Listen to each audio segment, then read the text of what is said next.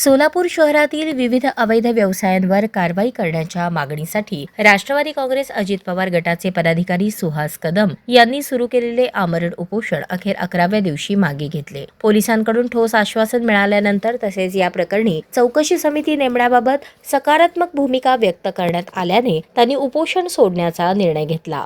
सोलापूर शहरात सुरू असलेल्या कथित अवैध व्यवसायांविरोधात कठोर कारवाई करावी तसेच संबंधित पोलीस अधिकाऱ्यांच्या भूमिकेची चौकशी व्हावी या प्रमुख मागण्यांसाठी सुहास कदम गेल्या 11 दिवसांपासून आंदोलन करत होते। दरम्यान राष्ट्रवादी काँग्रेस शरद पवार गटाचे आमदार जयंत पाटील यांनी या विषयावर दुसऱ्यांदा विधानसभेत मुद्दा उपस्थित केल्यानंतर या आंदोलनाची राज्यस्तरावर दखल घेण्यात आली। त्यानंतर पोलीस प्रशासनाने संबंधित प्रकरणात चौकशी समिती नेमण्याबाबत आश्वासन दिले। याशिवाय उपमुख्यमंत्री सुनेत्रा पवार यांनी दूरध्वनीद्वारे सुहास कदम यांच्याशी संपर्क साधून त्यांच्या आंदोलनाची दखल घेतली असून मागण्यांबाबत योग्य ती कार्यवाही केली जाईल असे आश्वासन दिल्याचे कदम यांनी सांगितले। प्रशासनाकडून मिळालेल्या आश्वासनानंतर सुहास कदम यांनी 11 दिवसांपासून सुरू असलेले उपोषण मागे घेतले। मात्र दिलेल्या आश्वासनांची प्रत्यक्ष अंमलबजावणी झाली नाही तर पुन्हा तीव्र आंदोलन छेडण्याचा इशाराही त्यांनी यावेळी दिला।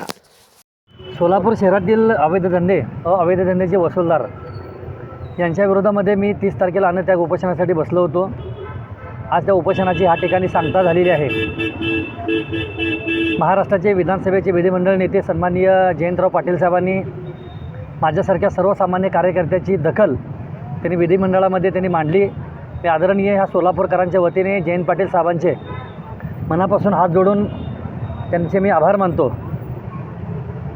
तसेच सोलापूर शहरातील अवैध धंद्याचा जो विषय जो आहे तो अत्यंत महत्त्वाचा होता, पोटतिडकीचा होता, जनतेच्या हिताचा होता म्हणून साहेबांनी घेतला। उपोषणच्या बाबतीमध्ये ज्या सगळ्या गोष्टी सविस्तर राज्य पातळीवर झाल्या, जयंत पाटील साहेबांनी सभागृहामध्ये आज या ठिकाणी प्रश्न मांडल्यानंतर त्यांचा मला दुपारी फोन आला की पोलीस प्रशासन तुझ्याकडे येईल, तुझे जे काही मुद्दे आहेत त्यांना लेखी स्वरूपामध्ये दे, ते पूर्ण करण्याची जबाबदारी मी मुंबईमध्ये बसून करून घेतो।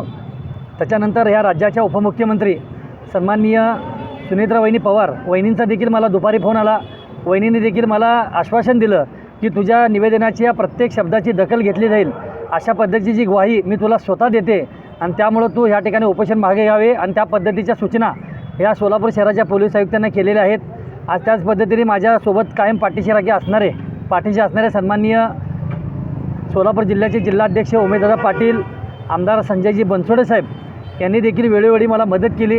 तसेच आपल्या सोलापूर शहराचे माजी पालकमंत्री सन्माननीय दत्तात्रय मामा भरणे यांनी देखील पोलीस आयुक्तांना सूचना केल्या, बनसोडे साहेबांनी देखील पोलीस आयुक्तांना सूचना केल्या। ह्या सगळ्या गोष्टीचा निष्कर्ष काढल्यानंतर पोलीस आयुक्तांनी मला ह्या ठिकाणी सोलापूर शहरामध्ये अवैध धंद्याच्या बाबतीमध्ये कडक भूमिका घेण्यात येईल आणि तसेच ज्या 3 पोलीस अधिकाऱ्यांच्या बाबतीमध्ये मी नावं सांगितलेले आहेत ते पोलीस अवैध धंद्याचे वसूलदार आहेत म्हणून त्यांच्या बाबतीमध्ये सहाय्यक पोलीस आयुक्तांच्या नियंत्रणाखाली एक चांगली समिती गठीत करण्यात येईल आणि त्यांच्या चौकशा देखील सुरू झालेल्या आहेत। अशा पद्धतीचे देखील ह्या सोलापूर शहराचे पोलीस आयुक्त सन्माननीय एम राजकुमार साहेबांनी मला आश्वासन दिलेलं आहे। सगळ्यात महत्त्वाचा विषय असा आहे की सोलापूर शहराचे कर्तव्यदक्ष पोलीस आयुक्त एम राजकुमार साहेब, पोलीस उपायुक्त सन्माननीय प्रीतम यावलकर साहेब हे एक चांगले कर्तृत्ववान व चांगले अधिकारी आहेत। त्यांच्या वर्दीचा, त्यांच्या पदाचा मला अभिमान वाटतो, मला मान वाटतो। परंतु त्यांच्या खात्यामधील जी काही 3 पोलीस अधिकारी जे आहेत हे भ्रष्ट अधिकारी म्हणून या सोलापूर शहरामध्ये काम करतात। त्यांच्या ह्या तिघांच्या कृत्यामुळे ह्या सोलापूर शहरामध्ये पोलिसांच्या खाकीला कुठेतरी तडा पोचवण्याचं काम होते, अशी दखल त्यांनी घेतलेली आहे आणि मला सन्माननीय पोलीस आयुक्त साहेबांनी त्या पद्धतीचं आश्वासन ह्या ठिकाणी देण्यासाठी त्यांचं शिष्टमंडळ ह्या ठिकाणी आलं होतं। सहाय्यक पोलीस आयुक्त सन्माननीय खुर्री मॅडम, क्राईम ब्रांचचे PI सन्माननीय अरविंद माने साहेब, तसेच सदर बाजार पोलीस स्टेशनचे PI लखडे साहेब ह्या तिघांचं शिष्टमंडळ येऊन या ठिकाणी मला ह्या ठिकाणी आश्वासन दिलेलं आहे।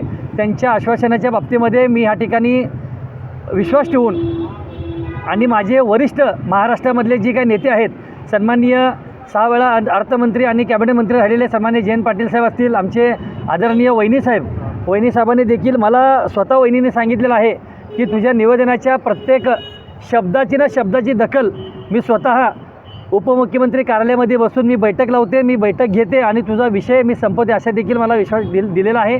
आणि ह्या सोलापूरकरांच्या वतीने मी जयंत पाटील साहेबांचे विशेष आभार मानतो की त्यांनी ह्या सोलापूर जिल्ह्याच्या बाबतीमध्ये दखल घेतली आणि विधानसभेमध्ये स्थगन प्रस्ताव आणला आणि 2 वेळा विधानसभेमध्ये त्यांनी प्रस्ताव मांडून सोलापुरातल्या जनतेच्या मनातील जी काही खतखत होती, सोलापूर शहरातल्या जनतेच्या मनावर आणि त्यांच्या डोक्यावर जे काही दडपण होतं ती सोडवण्याचं काम जयंत पाटील साहेबांच्या माध्यमातून झालेलं आहे. आणि हे पुढचं काम सन्माननीय आदरणीय वहिनी साहेबांच्या नेतृत्वामध्ये 100% यशस्वी होताना मला दिसेल.